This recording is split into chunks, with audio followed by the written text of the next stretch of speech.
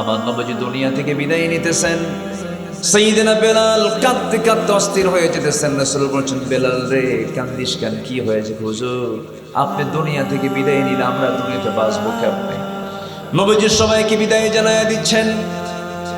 নবীজির কলিজার টুকরা পালক পুত্র একজন ছিলেন যায়েদ আনাস বিন মালিক রাদিয়াল্লাহু তাআলা আনহু, নবীর পাশে বসা, মনটা খারাপ, দাড়িও নাই, মোছও নাই, মাত্র 20 বছর বয়স হয়েছে, ছোট্ট মানুষ। নবীজি দুনিয়া থেকে বিদায় নেবেন, সে কাঁদতে কাঁদতে অস্থির হয়ে যেতেছে। রাসূলের সামনে থেকে ওই সাহাবী দূরে চলে আসলেন। দুই একদিন চলে গেল, রাসূল বলছেন, আমার আনাস কোথায় গেল, খুঁজে আনো। খুঁজে খুঁজে তাকে বের করে আনা হলো। রাসূল বলছেন, আনাস রে মন খারাপ কেন, কি হয়েছে? সাইয়েদনা আনাস বলছেন, ইয়া রাসূলুল্লাহ মন খারাপ হবে না কেন, আপনি দুনিয়া থেকে বিদায় হলে আমরা বাঁচবো কেমনে? রাসূল বলছেন, আনাস রে মৃত্যুর সময় যেহেতু হয়ে গেছে আমি দুনিয়া থেকে বিদায় নিয়ে নেব। আনাস বলছেন, হুজুর 10 বছর আমি আপনার কোনো খেদমত করতে পারি নাই, আমার মা আপনার খেদমতে আমাকে নিয়ে রেখে গেছে, কিন্তু 10 বছর বয়স থেকে আজ পর্যন্ত কোন একটা দিন আপনি আমাকে গ্লাস আনতে বললেন না, এটা নিয়ে আসো এটা নিয়ে আসো বললেন না, বরং আপনি উল্টা আপনি আমার খেদমত করেছেন।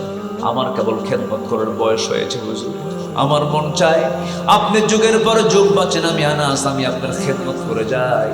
রাসূল বলেন, আনাস রে মৃত্যুর সময় আমার ঘনি এসেছে, মালাকুল মউত আমার সামনে চলে আসবে, সাকরাতুল মউতের লক্ষণ চলে আসছে, আমি দুনিয়া থেকে বিদায় হয়ে যাব। আনাস আমি দুনিয়া থেকে বিদায় হব, যেহেতু আমি তোমার জন্য আমি আল্লাহর কাছে বলবো, আল্লাহ জান্নাতের খাদেম আমার জন্য কেউ না, আমার আনাসকে তুমি আল্লাহ বরাদ্দ করে দিও। আখিরাতের চিন্তাই তাদের প্রাধান্য ছিল। দুনিয়াকে তারা তুচ্ছ মনে করেছেন, দুনিয়াকে তারা সামান্য মনে করেছেন। দুনিয়া তো পার হবেই রে ভাই আমার বন্ধুগণ। এই জন্য আমরা হিংসার দিকে যাব না, লোভের দিকে যাব না, অহংকারের দিকে যাব না, নিজের বড়ত্ব প্রকাশের দিকে যাব না। দুনিয়াতে আমরা চলবো কেমন? আল্লাহ রাব্বুল আলামিন সূরা ফুরকানের শেষ আয়াতের দিকে বলছেন, 16টা গুণ অর্জন করো, জান্নাত পেয়ে যাবা। এর মধ্যে 1 নম্বর গুণ হলো বিনয়ী হও, অহংকারী হইও না।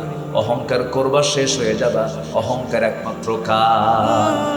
আল্লাহ রাব্বুল আলামিন বলেন, ওয়া ইবাদুর রাহমানিল্লাযীনা ইয়ামশুনা আলাল আরদি হাওলান ওয়া ইযা খাতাবাহুমুল জাহিলুনা ক্বালু সালামা والذين يبيتون لربهم سجدا وقياما والذين يقولون ربنا اصرف عنا عذاب جهنم إن عذابها كان غراما إنها ساءت مستقرا ومقاما الله أكبر।